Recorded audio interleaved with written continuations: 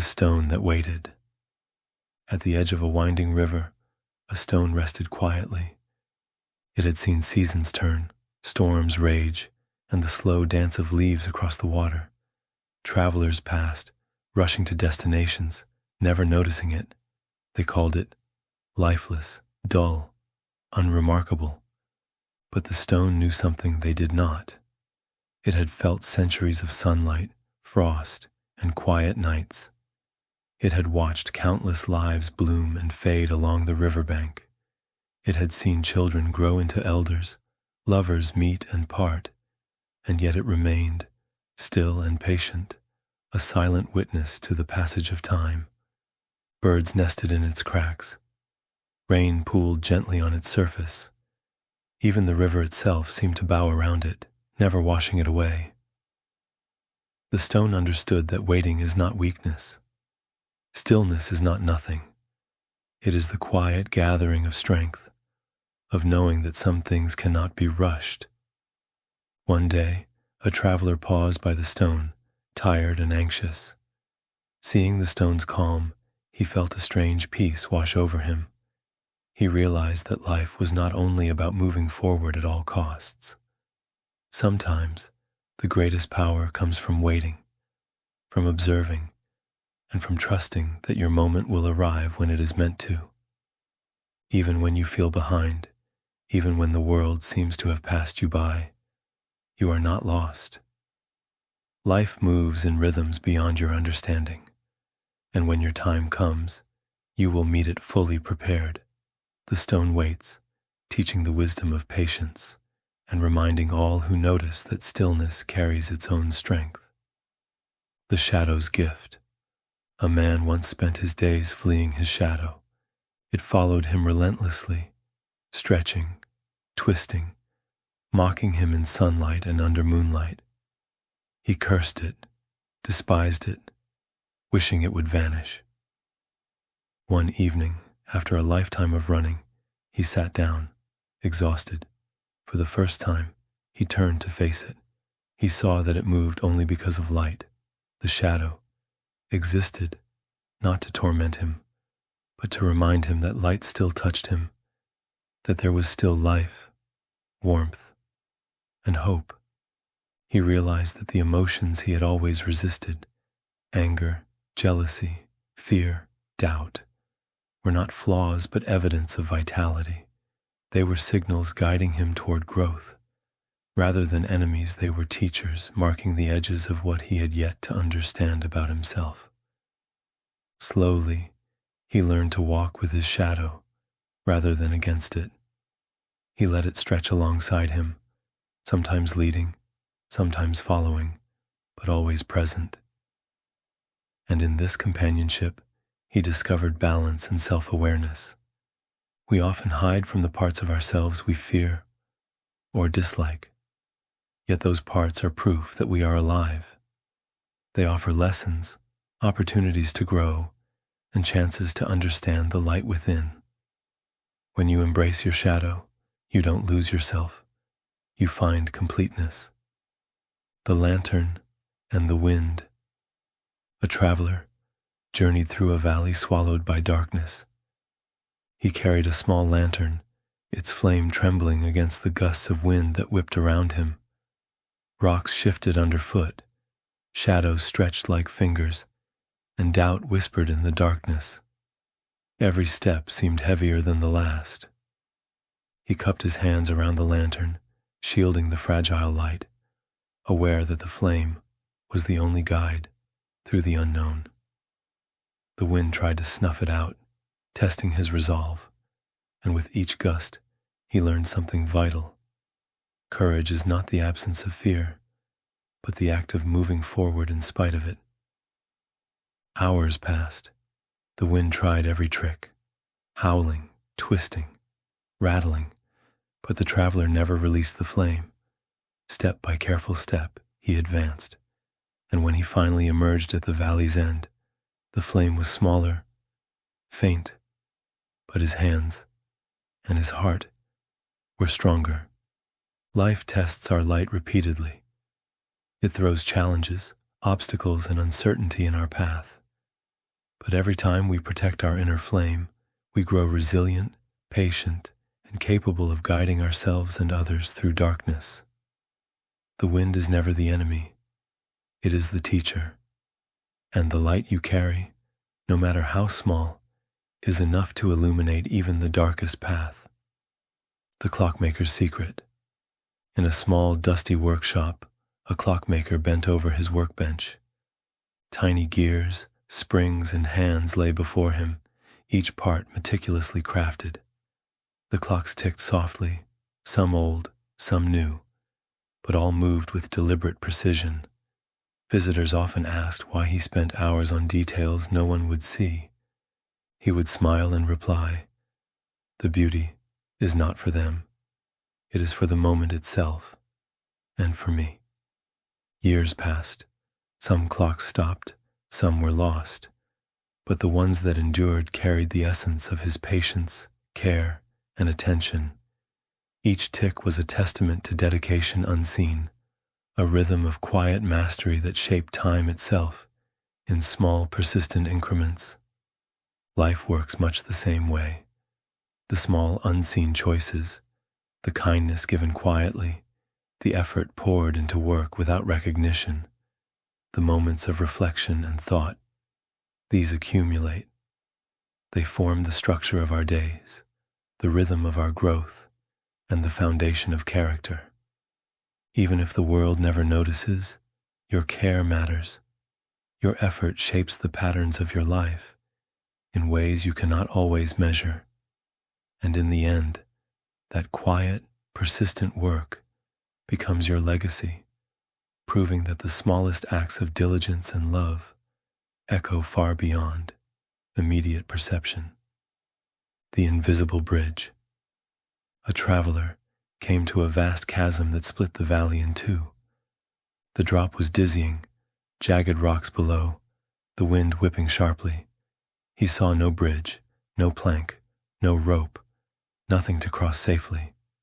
For a long moment he just stared, imagining the distance, the risk, and the impossibility of it. Fear pressed against his chest, whispering that the gap was uncrossable. Then he took a single step forward. The ground beneath him felt firm, surprisingly stable. He took another step, and then another. Each movement required focus, trust, and patience. He realized that the bridge he feared was not visible. It existed because he was willing to walk, to trust his own balance and intuition. The journey was slow. Sometimes he slipped. Sometimes a gust of wind nearly toppled him. Yet he persisted. With every step, the bridge seemed to grow stronger, more real, as if it had been waiting for him to believe in it. When he finally reached the other side, he realized something profound. The barriers in life are often illusions, created by doubt, fear, and hesitation. Courage is not the absence of fear, but the willingness to step forward despite it. The bridges you need are often invisible, yet they are real, formed by each deliberate choice, each act of trust, and every moment you refuse to give in to panic. Sometimes the world will challenge you with gaps too wide to imagine. But take one step, then another, and trust that the path will unfold beneath your feet. The bridge exists. You just have to walk it. The river that spoke. A man wandered along a quiet river, its waters glinting under the late afternoon sun. The river spoke to him, not in words, but in the rhythm of its flow. He listened to the way it twisted around stones, carried leaves downstream, and whispered to the trees along its banks. Each ripple, each subtle movement was a story. He noticed that the river never hurried, yet it always reached the sea. Storms would swell it, rocks would divert it, fallen trees would obstruct it, but it adapted, flowing around every obstacle without complaint. The river did not struggle, it did not resist, it simply moved with purpose, patience, and awareness.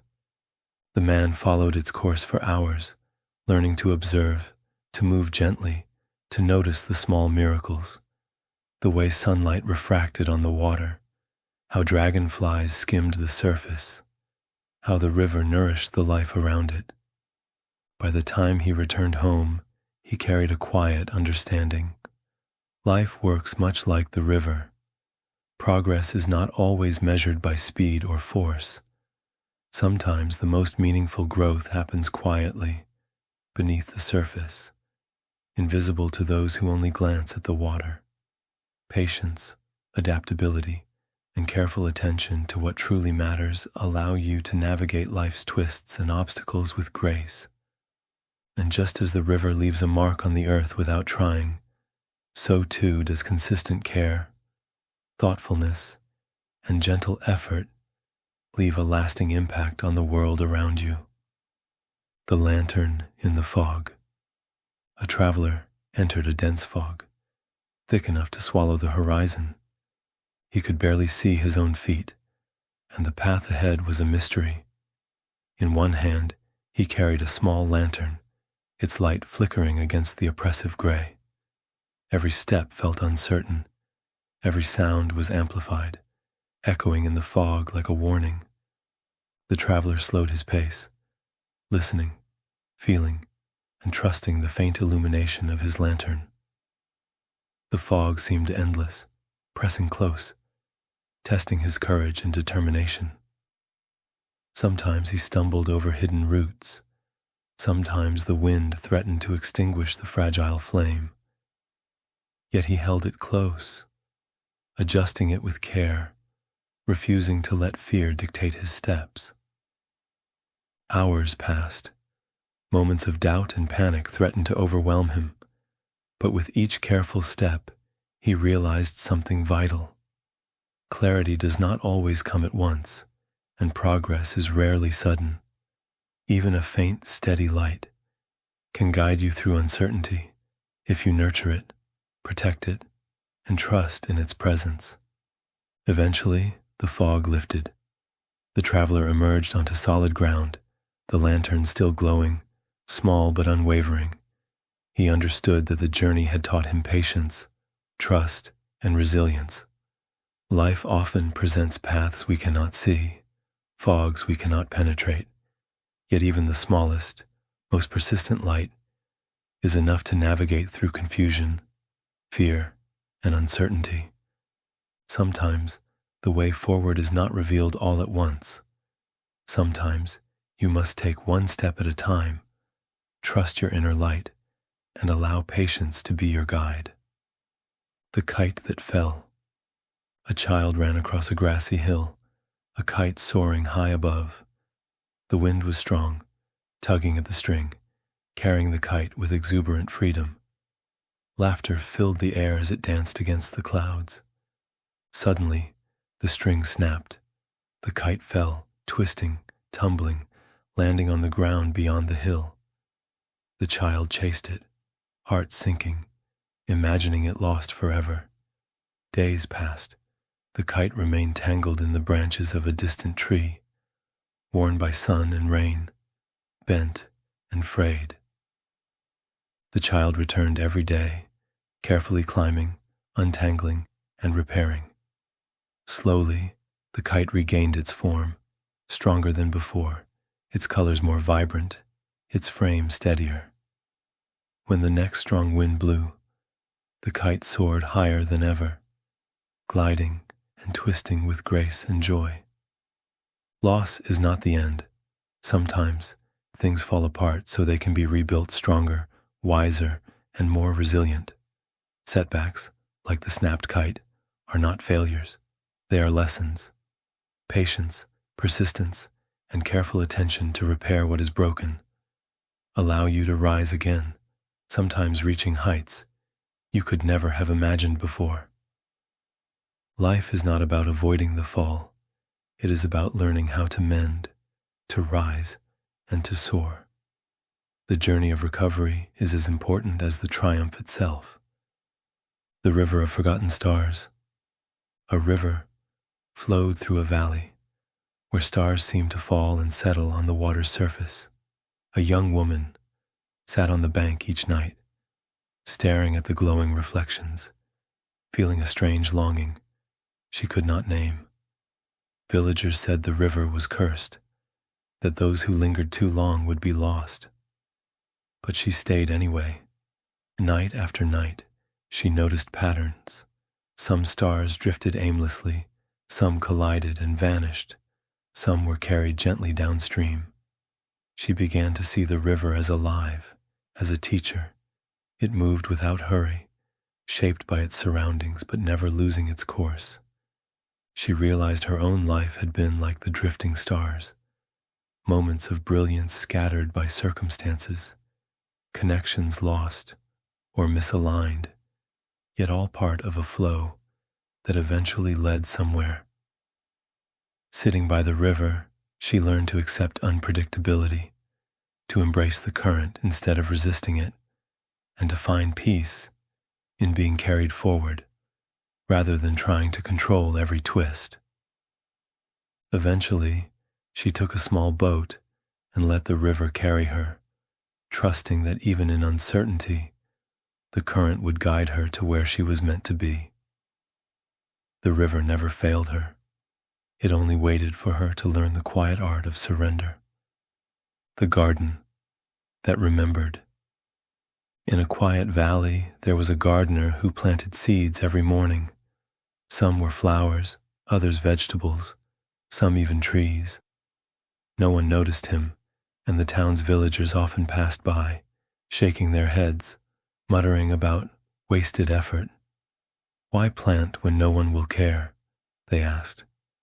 But the gardener did not stop. He knelt in the soil, letting his fingers sink into the earth, speaking to each seed as though it were a child. He told the soil about the seasons, about storms and sunshine, about patience and hope, and the seeds listened. Seasons passed. Some plants sprouted, others withered, and storms tore through the valley. One morning, after months of drought, the gardener returned to find his soil cracked and dry. He frowned, wondering if his efforts were pointless.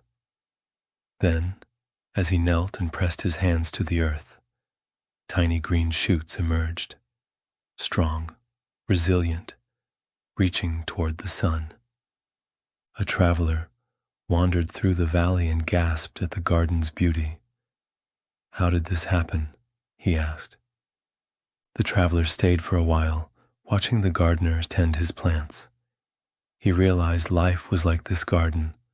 Our efforts, our attention, and our care often go unnoticed, yet they ripple outward, shaping the world in subtle but profound ways.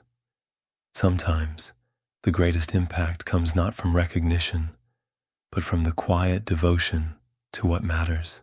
There was once a mountain village built between two cliffs, where the winds never stopped speaking. They howled through the narrow passes, rattled the wooden homes, and carried the voices of the villagers wherever they went. Words in that place traveled faster than footsteps. Every joy, every rumor, every wound of the heart was shared, before the echo of it had even faded. Among those villagers lived an old stone carver named Ryan. He was known not for what he said, but for what he didn't. He listened when others argued, nodded when others shouted, and only spoke when his words could hold more weight than his silence. Because of this, people often mistook him for cold, or prideful, or strange. Yet when their roofs cracked, or when a loved one passed, it was Ryan's quiet presence that they sought. Not his advice, not his comfort, just his being there. One year, a bitter dispute broke out in the village over a spring that had begun to dry.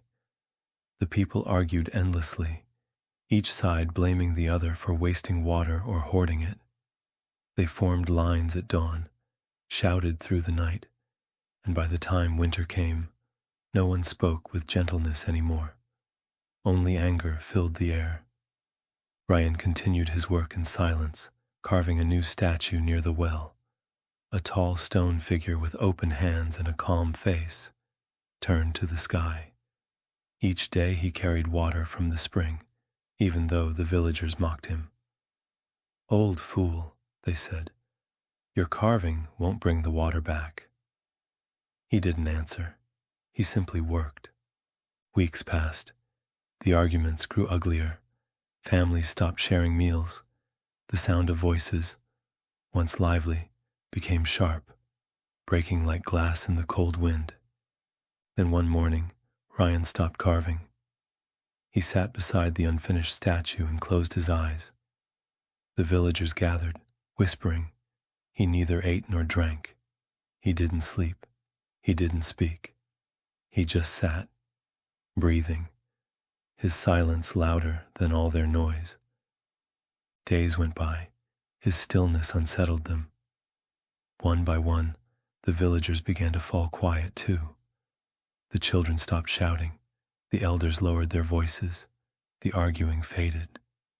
What remained was only the sound of the wind, and for the first time in years they could hear it clearly. They began to notice the birds again, the creak of wood, the trickle of the spring, faint but still there. Some began to weep, realizing how long it had been since they had truly listened. When Ryan finally opened his eyes, he stood and poured the last of his water onto the roots of a dry tree beside the well.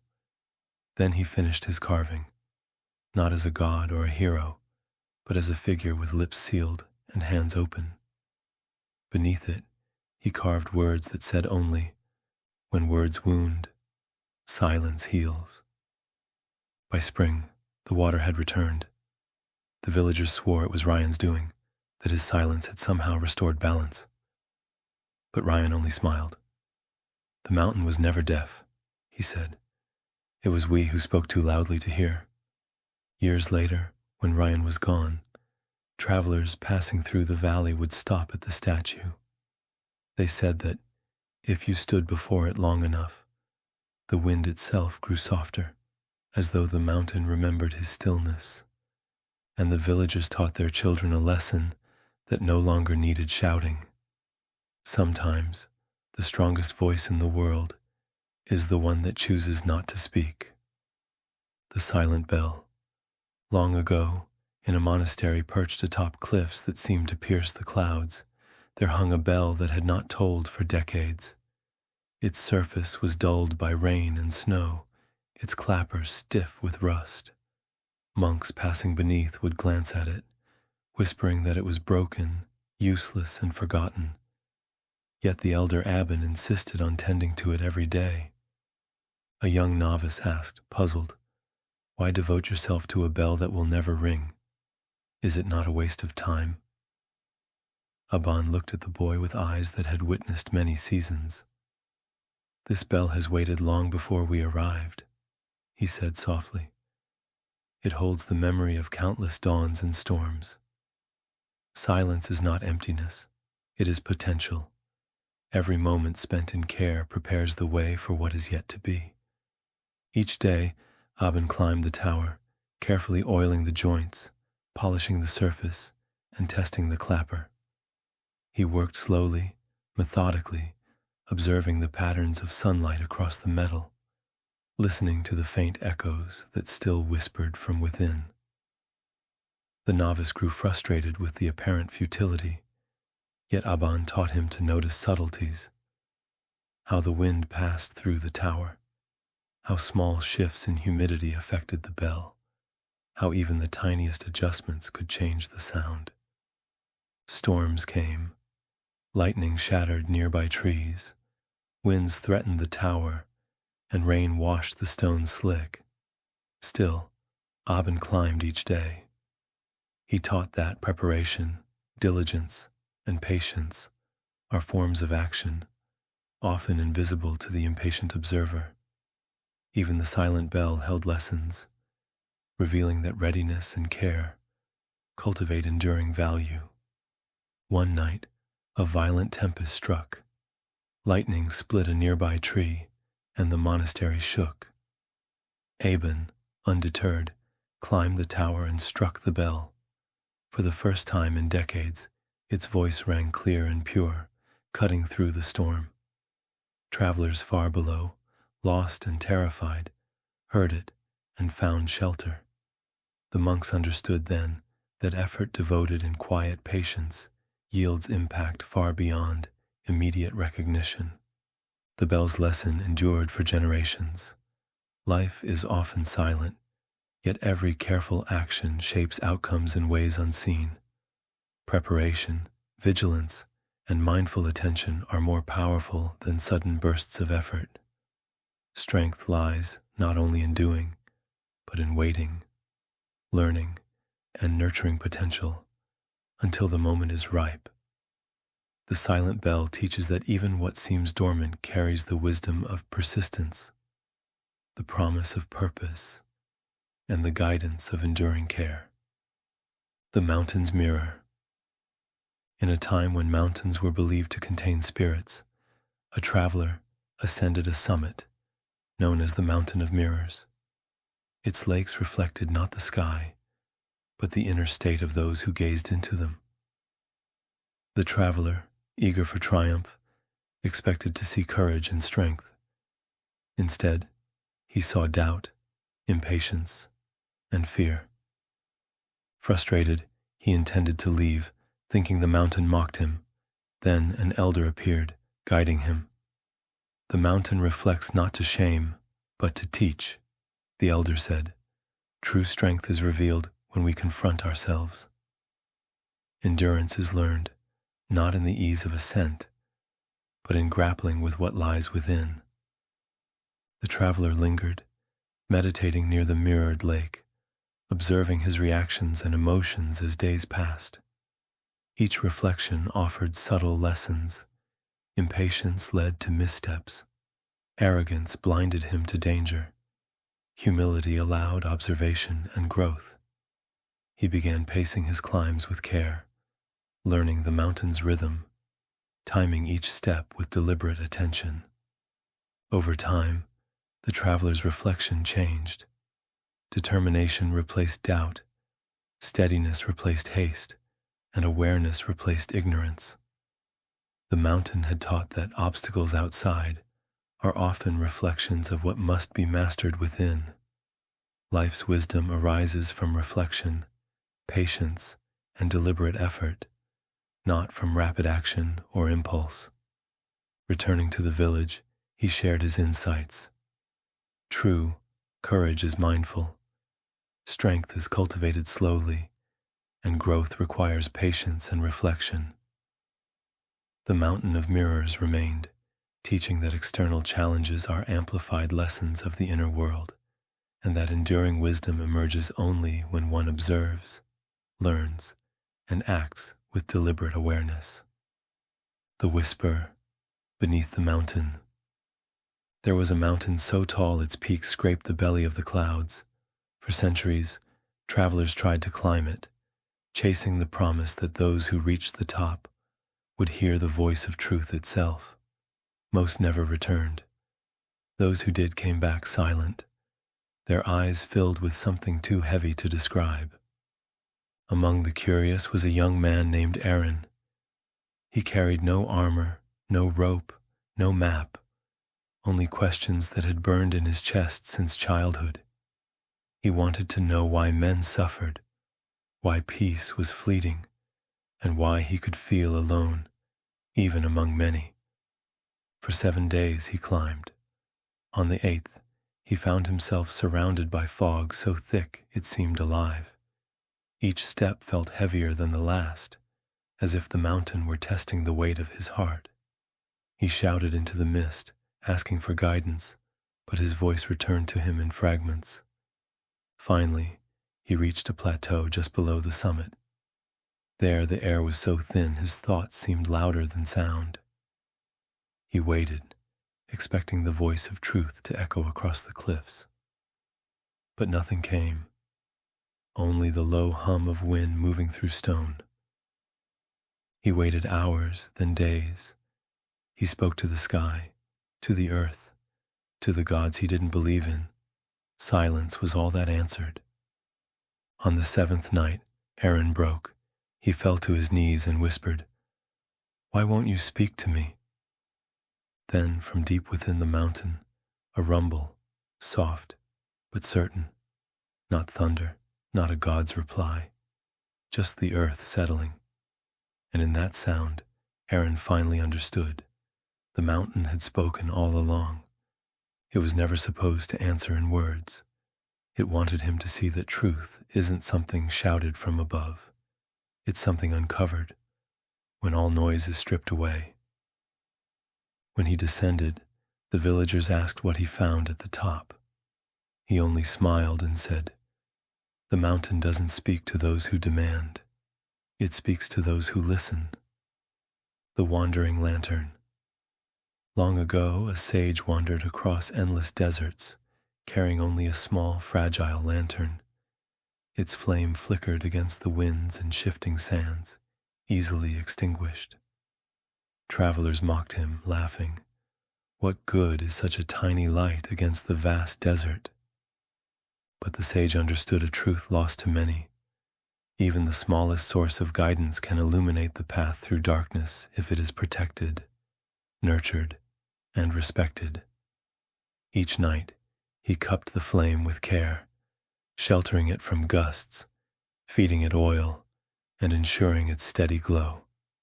Over time, the faint light attracted others lost in the desert. They followed him, learning that the lantern was more than illumination. It was patience, vigilance, and the power of consistent effort. The desert tested the sage relentlessly. Scorching days, freezing nights, storms of sand, and loneliness. Each challenge reinforced a lesson he had long known. Resilience requires attentiveness, small consistent actions, and courage to persist when recognition is absent. Travelers learned from him that life's guidance often comes in forms that seem insignificant at first. The flame, fragile and overlooked, provided clarity, hope, and direction. The sage taught that the desert is not the enemy, but the teacher. Each wind that threatened the lantern, each grain of sand that threatened to snuff it out, was an opportunity to practice patience and skill. And in nurturing the flame, he nurtured his own focus, discipline, and understanding. Years passed. The lantern's light became a symbol, showing that the consistent care of something small can influence many. Life's lessons emerge not from force or spectacle, but from subtle, persistent, careful attention. In the end, those who followed the lantern did not simply see a flame. They learned to nurture light within themselves, to move steadily through darkness, and to recognize the hidden power in vigilance, patience, and consistent effort. The keeper of seeds. In an ancient valley, a woman tended a collection of rare seeds. Villagers laughed, saying, "Why preserve what may never grow?" Yet she carefully planted, watered, and documented each seed, trusting in the cycles of nature. Seasons passed with droughts, storms, and unseasonable frosts. Many seeds failed, yet some sprouted. The woman remained patient, understanding that growth requires attention, persistence, and timing. Every failed seed taught observation. Every sprout rewarded careful preparation. By the time the valley flourished with rare and abundant plants, the villagers realized that her patience had transformed the land. Life's lessons became clear. Preparation, persistence, and nurturing what seems small or unseen yield results far greater than immediate effort or reward. The woman's work reminded generations that patience, diligence, and careful attention to potential shape outcomes beyond immediate comprehension. Growth is rarely instant. Wisdom emerges from enduring observation and action. The hollow drum. Long ago, a drum hung in a temple, cracked and hollow. Many believed it useless, yet a young apprentice was drawn to it. When he struck it, the sound was weak at first. He continued to play daily, learning to strike with rhythm, intention, and understanding.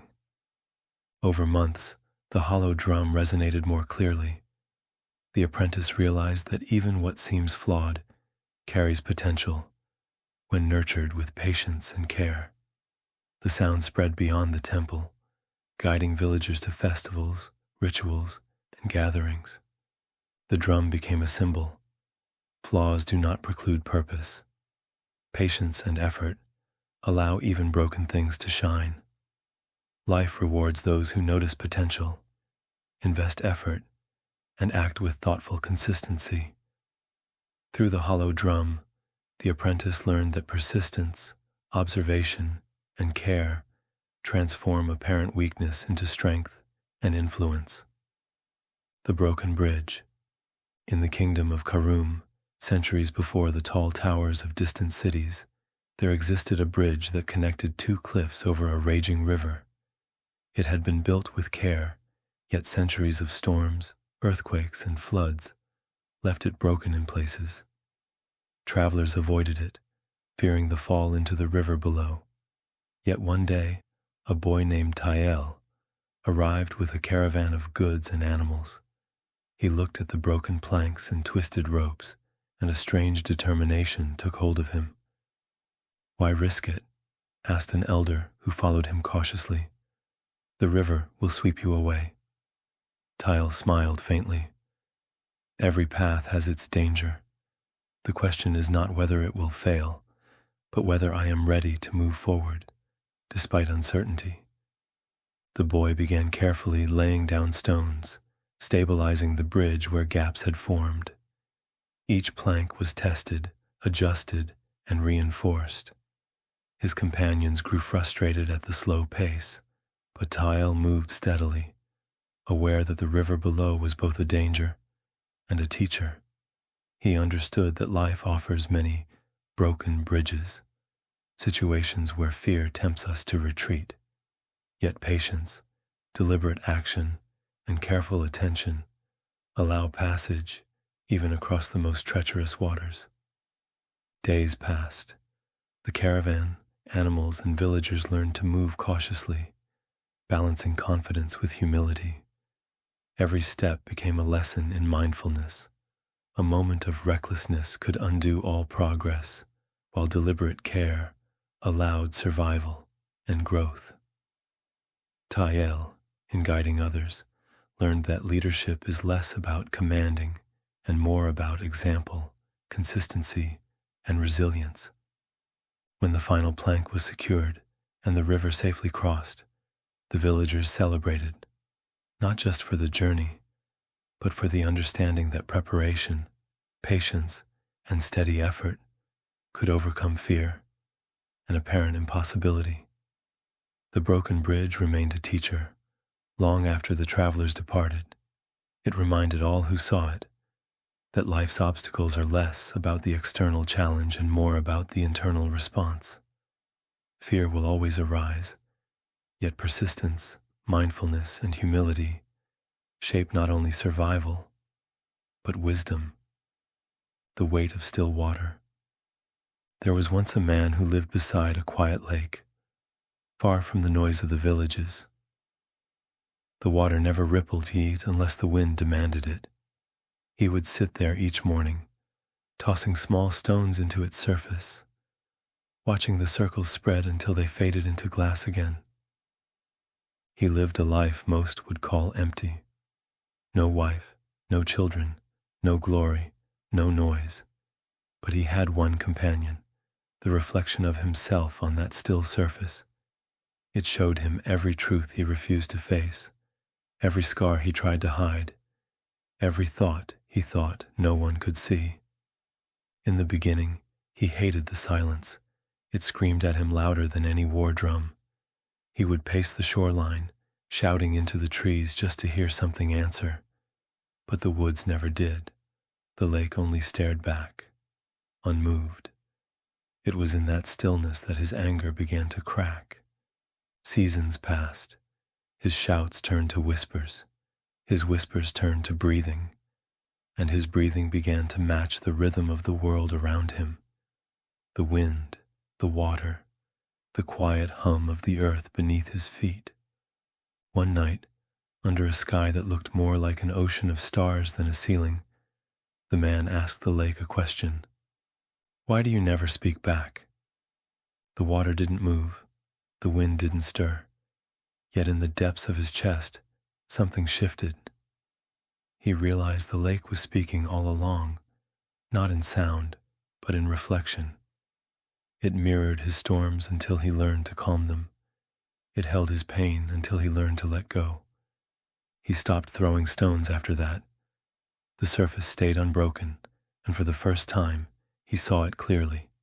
He saw the sky, the trees, the curve of the moon, and himself, but softer, lighter.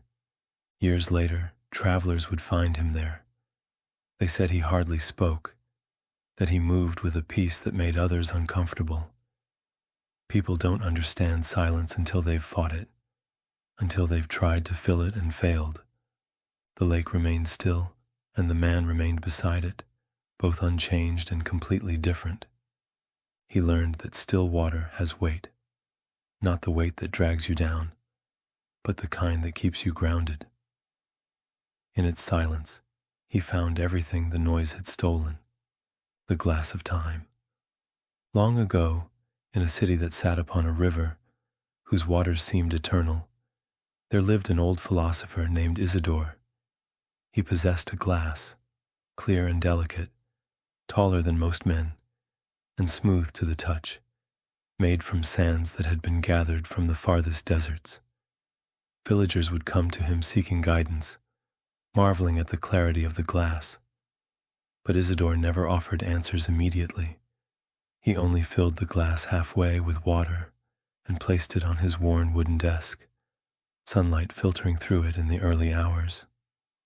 "Tell me," he said one morning to a young student, "how heavy is this glass?" The student, startled, replied instinctively, "Perhaps a pound." Another said, 2 pounds. Isidore smiled, shaking his head. "No," he said, "the weight is neither a simple measure nor what the eyes perceive. I will hold it for an hour, and it will grow heavier. I will hold it for a day, and it will grow unbearable." The student watched, confused, until he noticed the strain in Isidore's hands. Subtle, but real. "But it is the same glass," he protested. "Why does it feel heavier?" The philosopher's eyes glimmered with patience. "Pain, worry, and regret are like this glass. Left in the hands, unchecked, they grow heavier. But if you set them down, even momentarily, relief arrives not because the glass changed, but because the bearer changed." Isidore taught that life unfolds in moments, some gentle, some cruel, yet all transient. Holding on to pain, anger, or fear, like clutching the glass too long, leads to exhaustion. Wisdom lies in the deliberate act of placing burdens aside, observing them, learning from them, and returning to them with a lighter, calmer mind. In this way, the weight of life is manageable, even amidst chaos. By the end of the season, the student understood fully. Each human carries invisible burdens, yet every burden carries a lesson. It is the manner in which one bears them, care, reflection, and the occasional release, that defines growth. The glass, ever unchanged, had revealed timeless truths. Resilience is born, not from strength alone, but from mindful attention to what we carry, and the conscious choice to release it when necessary. Life is heavy, but wisdom teaches us how to hold it with grace. The Emperor and the Empty Throne. In the heart of the Roman Empire stood a marble throne that had been empty for years, not because the empire lacked rulers, but because each who sat upon it found themselves consumed by pride, fear, and the hunger for immortality. The throne, carved from the same stone as the temples of Jupiter, was said to test the heart of its occupant. It whispered truths, and few could bear to hear them. When Orion, the philosopher's son, was chosen by the Senate to lead after years of civil strife, He refused to sit upon it. He ruled standing beside it instead. "Why do you not take your place?" his generals demanded. Orion smiled faintly. "The throne does not make the man. The man makes the throne. The people, distant." But Orion understood something they did not, that ruling others is easy when one's passions go unchecked, yet ruling oneself requires constant battle. When the city was struck by plague, panic erupted. Many begged him to pray to the gods, others to flee to the countryside. Orion stood upon the steps before the empty throne and said, "We are not promised safety. We are promised the chance to act with virtue in the face of danger. The throne will not save us. The gods will not save us. Only our reason and our unity will." Years later, when Orion died, his servants discovered the throne untouched. Upon it lay only a single inscription carved into its base. "He who conquers himself needs no seat above others." And so the throne remained empty, not from lack of kings, but from respect for the only man who never sought to own it. The river sage. There was once a sage who lived by a river that wound like silk through mountains. Travelers often came to him seeking wisdom, but he never answered directly. Instead, he led them to the water's edge and said, "Watch." They would stand beside him in confusion as the current moved around stones, branches, and debris, always flowing, never resisting. When they grew impatient, the sage would smile. "You wish for words, but wisdom lives in motion." One day, a proud soldier came to him, seeking power over his enemies. "Teach me how to be like the river," he demanded. The sage said nothing, only pointed to a heavy rock in the middle of the stream. "Strike it," he said. The soldier did, again and again, until his arms bled and the rock remained unmoved. Then the sage bent down, scooped a handful of water, and poured it over the stone. "You strike with anger," he said. "The river moves with patience. You see its calm, yet you do not see its strength. The stone stands for years, but the river shapes mountains." The soldier returned many times, and with each visit, he spoke less. He began to see the power in what yielded, the wisdom in what waited, the strength in what did not need to prove itself. Years later, when floods came and the valley panicked, it was the soldier, no longer proud, no longer violent, who guided the people calmly to safety. When they asked how he knew what to do, he only said, "The river taught me. To flow is to endure, the flame and the sea." In a time before kings, when fire was still worshipped as a god, a young man named Thalos sought to understand eternity.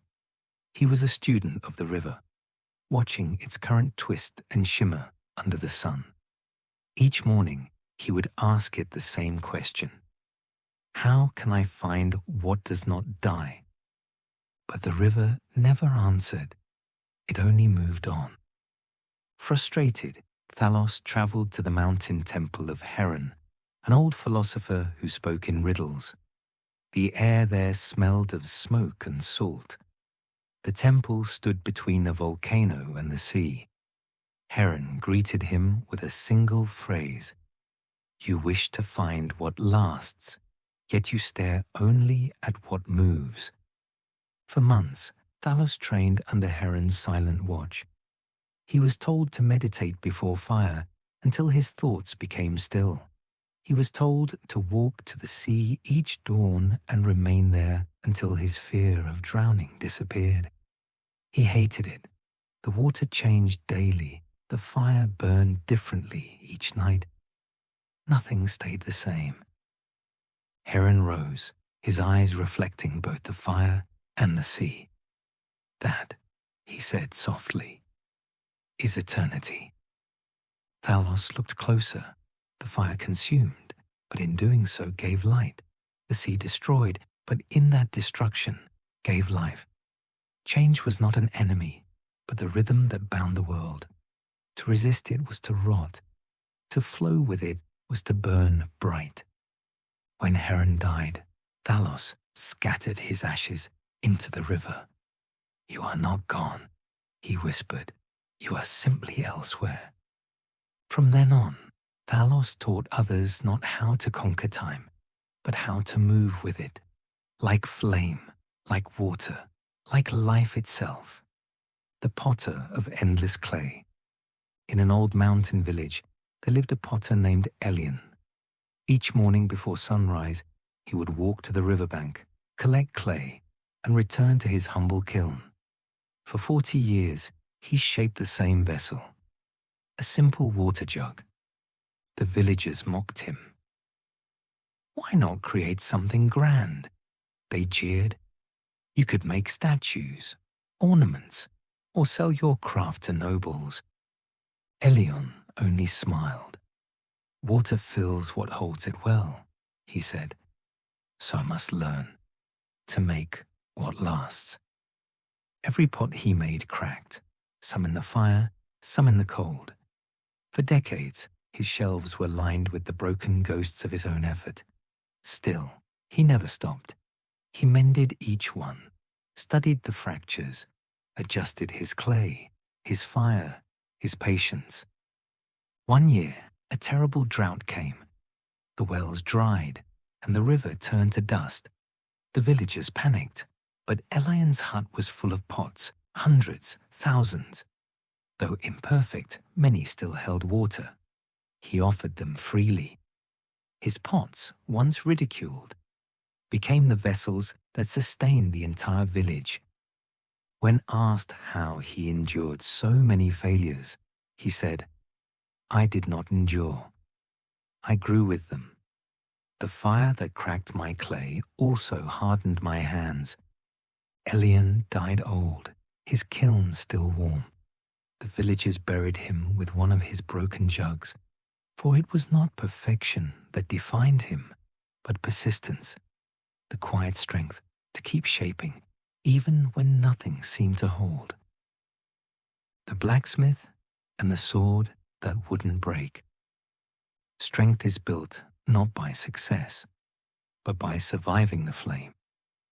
A blacksmith named Kyle spent his life trying to forge an unbreakable sword. He had failed 100 times. Each blade shattered when struck. His apprentices left him, saying, "You waste your life chasing what can't exist." But Kyle kept working. For years he experimented, changing the heat, folding the steel, hammering differently each night. His forge became a rhythm, his failures a song of sparks. When enemy soldiers invaded the town, Kyle stood alone at his forge. He picked up that final sword and faced them. The weapon glowed red hot, still soft from fire, yet it cut through armor like air. When the battle ended, the sword cooled and cracked in two. Kyle laughed softly. Even perfection must pass through breaking. When they later found him, he had reforged the sword halves into 2 plow blades. "If a weapon cannot last," he'd said, "then let persistence feed the living instead." The sculptor and the unfinished king. In a vast empire where statues marked the glory of kings, there lived a sculptor named Atheon. He was known for one thing, an unfinished statue. It stood in the center of his workshop, massive, towering, and incomplete. He had been carving it for 30 years. When asked why he never finished it, Atheon replied, "Because it is not the stone I am shaping. It is myself." The statue was meant to be of the empire's first king, but cracks appeared every time Atheon neared perfection. Apprentices came and left, frustrated by his endless revisions. "You could have built 100 statues by now," they told him. "Why waste your life on one?" Atheon kept carving. Every strike of his hammer echoed through his bones. The seasons changed, his hair grayed, and still he worked, chipping, sanding, refining. One day, a great storm rolled through the land. Lightning split trees, and rain flooded the streets. When the storm cleared, the emperor himself came to inspect the statue that had become legend. He found Atheon lying beside the stone, exhausted but smiling. The statue, though still unfinished, seemed alive. Its eyes, though uncarved, looked toward the horizon. Its lips, though rough, seemed ready to speak. "Why did you never complete it?" the emperor asked.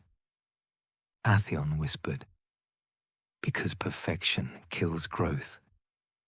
The work must remain alive, and so must I." When he died, the emperor ordered that no one should ever finish the statue. It stood incomplete for centuries, a reminder that the hardest labor is not toward an end, but toward becoming the archer who missed every shot. There was once a young archer named Rosen, who trained under a strict master in the hills of Thebes.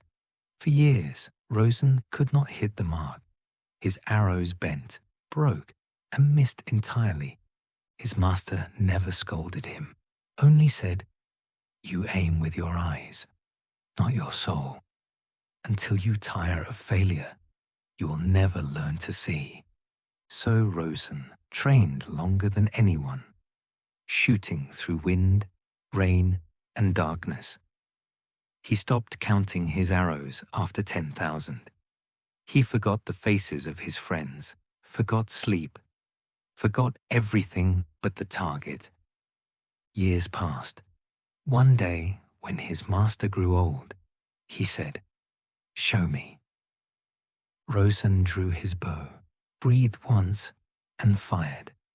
The arrow split the air and struck dead center.